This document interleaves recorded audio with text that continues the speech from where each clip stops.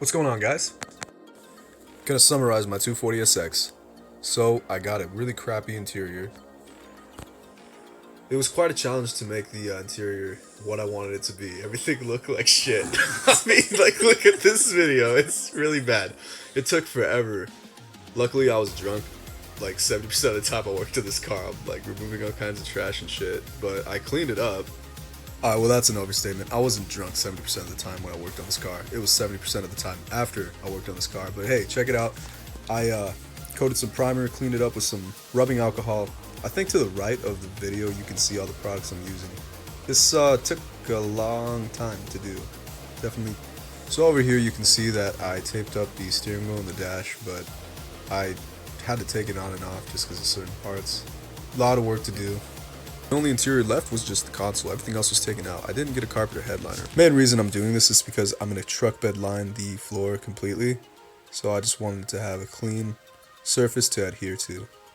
And I really took my time on this part of the build. I mean, I had to mask up and prep really well just to make sure I had the quality and shit that I needed, you know.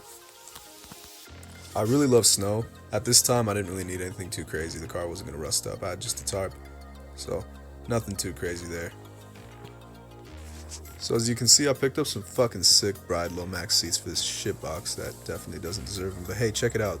Truck bed liner came out sick. It's settled down. It's nice and good. I mean, yeah, what more can I fucking say? I mean, it's just truck bed liner, dude. Fuck.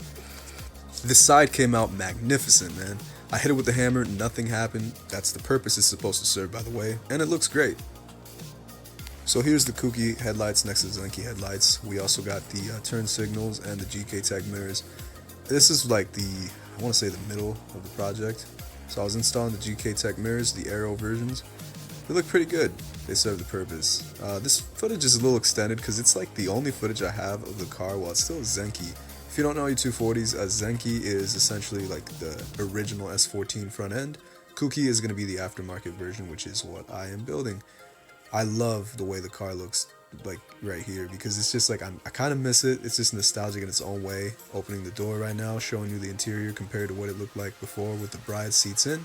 Looks pretty damn good if you ask me. I mean, whatever, but check it out, man. It looks pretty alright. For a drift car, shit, can't go too bad. I've seen motherfuckers have a drift car with like crap just all over the floor, one bucket seat, no interior. And if you think that's a good look in your drift car, I mean, that's you. But me, I like a decent looking OEM interior myself. So right here is officially when the kouki front end was not completely mounted, but mainly mocked on.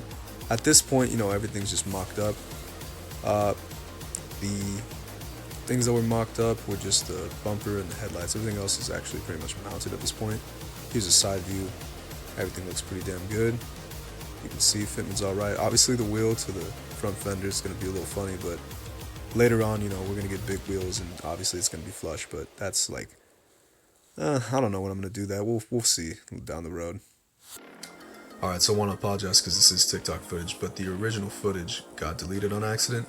Just a quick summary of what everything looks like, you know, cutting the quarter panel, cutting the over fender, trimming it all up to account for the fitment of the over fender. Pretty simple, there it is mocked on. So here we are. We did use Gorilla tape and some quick tack welds to keep that in and prove it from the weather. We also use silicone, shit like that. Just the ghetto way to do it, but it's a drift car, it's not a show car. Over here we got a little bit of a fitment issue, but later on we get a new latch for it, so not a big deal. Moving on, here's the over fender. This is the one with the fuel door side, of course.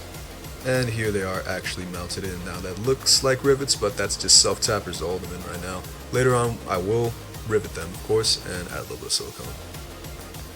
So I was lucky enough to be able to take on another project while during the 240SX project. This is a 69 Camaro, but that's going to happen as soon as the 240 is done, and that's pretty soon here. Here's a good vertical shot of what the car looks like currently. Obviously, to remind you again, as soon as I get bigger wheels, then it'll look right, you know what I mean? But right now, it looks pretty damn good for what I've done. A lot of work has been put into this car, if you couldn't tell.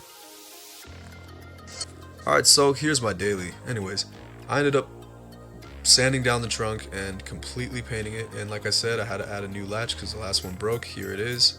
Got the cable, all this stuff. Just basically know how to do all the work. Here's the new latch. And there's me installing it. Boom. So here's a quick shot and update of the interior. Got 6-speed mirror. As you can kind of tell, the headliner is now painted black. Looks a lot better. This is a fine line tuning body kit. So this is currently what the build looks like with everything mounted up, and I'll come back with the update video part 2.